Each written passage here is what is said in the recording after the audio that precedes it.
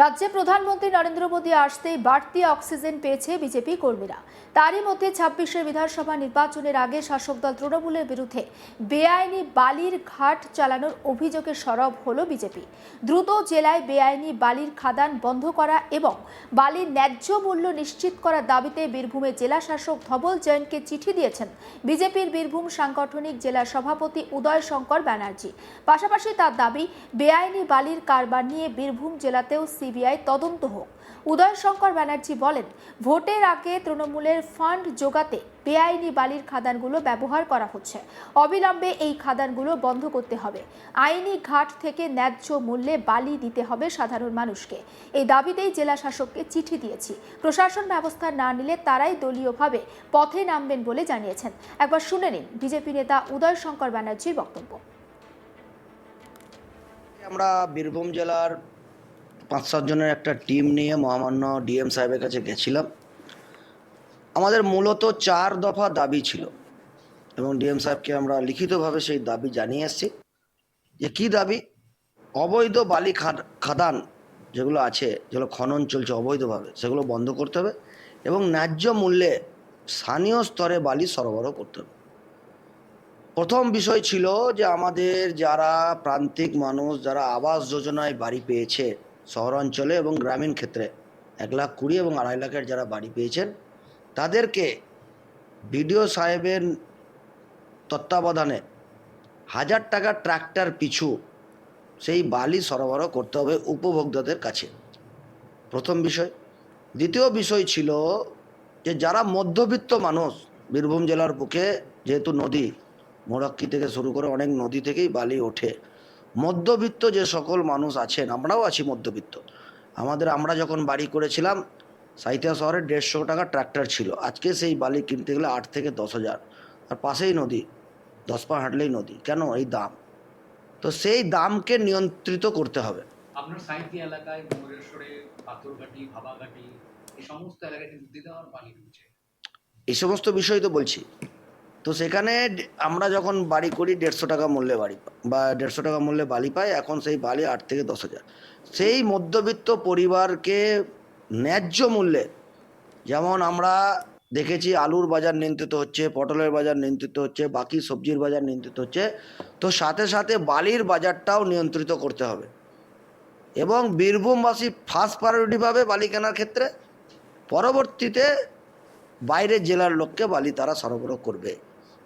মূলত এই ৩টে দাবি। চতুর্থ দাবি হচ্ছে বিভিন্ন জায়গায় আপনারা যেমন বললেন, ভাবঘাটি থেকে শুরু করে সাঁইথিয়ার মৌরাক্ষী নদী, আরও অজয় নদী যান, বিভিন্ন নদীতে দেখুন ডাম্পার থেকে শুরু করে বড় বড় পকলেন লাগিয়ে বালি তুলছে এবং ফেক চালান ব্যবহার করে সেই বালি কিন্তু বিভিন্ন জায়গায় সরবরাহ চলছে এবং এই পয়সা, এই বহু অর্থ, ব্যাপক অর্থ, যেটা কালীঘাট পর্যন্ত পৌঁছাচ্ছে। তাদের দাবি, প্রতিবেশী পশ্চিম বর্ধমানে বেআইনি কয়লা ও বালির কারবার নিয়ে এনফোর্সমেন্ট ডিরেক্টরেট বা ইডি এবং সিবিআই যৌথভাবে তদন্ত চালাচ্ছে। সেই ধাঁচে বীরভূমেও তদন্ত হোক। এমনকি বালি মাফিয়াদের পাশাপাশি তাদের কর্মচারীদের বাড়িতেও তল্লাশি চালানোর দাবি তুলেছে বিজেপি নেতৃত্ব। আরও একবার শোনাবো আপনাদের বিজেপি জেলা সভাপতি উদয় শঙ্কর ব্যানার্জির বক্তব্য।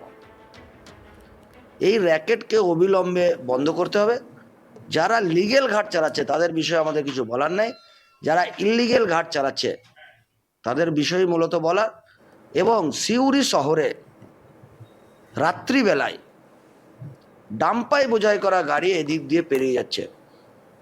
আইসি সাহেবকে বারবার বলা সত্ত্বেও উনি অ্যাভয়েড করে যাচ্ছেন, উনি বিষয়টাকে কর্ণপাত করছেন না। যদি এটা চলতে থাকে, ডিএম সাহেব আমাদেরকে ২ সপ্তাহ টাইম দিয়েছেন, ২ সপ্তাহ মধ্যে যদি এর অ্যাকশন হয় তাহলে খুব ভালো কথা, সাধুবাদ। আর যদি অ্যাকশন না হয়, আমরা বালি বোঝাই ট্রাক্টর নিয়ে বালির উপরে বসে ডিএম সাহেবের কাছে আমরা আন্দোলন করব। যদি প্রয়োজন হয় আমরা অনশন করতেও বাধ্য থাকব। বর্ধমান এলাকায় বেআইনি বালি ঘাটগুলো সিবিআই হানা দিয়েছে, তো আপনারা চান সেটা 100% চাই আমরা। এবং যারা বালি কারবারের সাথে যুক্ত এবং যারা ঘাটের ম্যানেজার, যারা কর্মচারী, তাদের ঘরেও সিবিআই আনা হোক। তারা বুদ্ধিমান, যারা বালির ঘাট চালায়, তারা তাদের ঘরে কোনো নথিপত্র রাখে না, কোনো, সবই তো ইললিগেল পয়সাপাতিও রাখে না। তারা কোথায় রাখে? ম্যানেজারের ঘরে, কর্মচারীর ঘরে, ড্রাইভারের ঘরে। অবশ্যই আমরা চাই এবং খুব জোর গলায় আমরা বলতে চাই যে এই সমস্ত অবৈধ বালির ঘাট যেন তাড়াতাড়ি বন্ধ হোক। দীর্ঘদিন ধরে বীরভূম জেলায় বেআইনি বালির কারবারের অভিযোগ রয়েছে।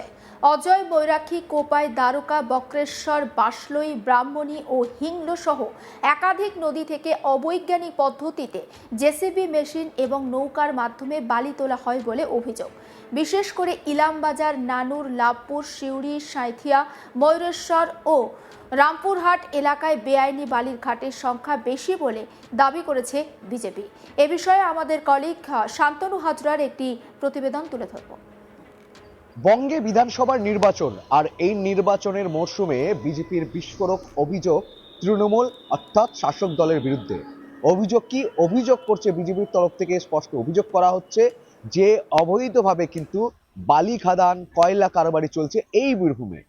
যদি বীরভূমের প্রশাসন বালি যারা অবৈধভাবে বালি খাদান যারা কারবারি করছে, যারা এখানে যদি কোনোভাবে প্রশাসন যদি কোনোভাবে হস্তক্ষেপ না করে, তাহলে আগামী দিনে বীরভূমের জেলা শাসকের দপ্তরে ট্রাক্টরের উপর বালি চাপিয়ে ট্রাক নিয়ে তারা কিন্তু বিক্ষোভ দেখাবে, এমনটাও কিন্তু জানিয়েছেন বিজেপি বীরভূম জেলা সভাপতি উদয় শঙ্কর বন্দ্যোপাধ্যায়।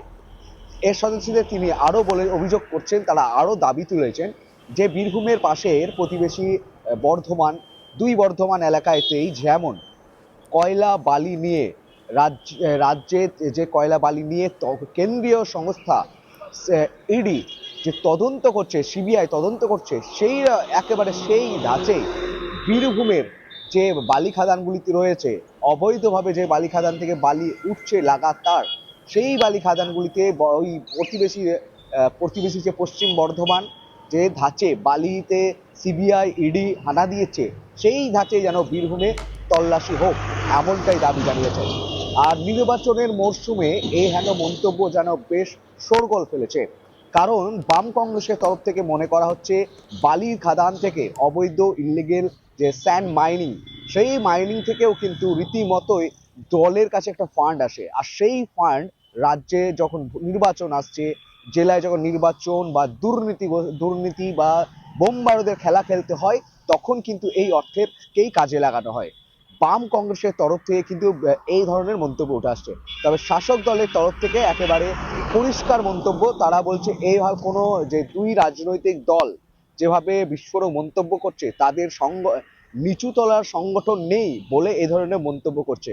কারণ বামেরা তো শূন্য আর বিজেপি এখানে কেউ করে না, এমনটাই কিন্তু দেখা যায়। তারা 11-র মধ্যে 1টি আসন মাত্র জিতেছে, অর্থাৎ দুজনেরই মন্তব্য গুরুত্বহীন, ভিত্তিহীন। এটি মাটি মানুষের সরকার, মমতা বন্দ্যোপাধ্যায়ের সরকার, এখানে উন্নয়ন হয়। আর এই যে সরকারের তারা যে বারবার লাফালাফি করছে, অবৈধ ইলিগেল স্যান্ড মাইনিং হলে সেখানে সরকারের রাজস্ব ক্ষতি, অর্থাৎ এইখানকার লোকজন যাদের নামে অভিযোগ করা হচ্ছে, যেভাবে তৃণমূল কখনোই চাইবে না সরকারের রাজস্ব চুরি হয়ে যাক, সরকারের ক্ষতি হোক।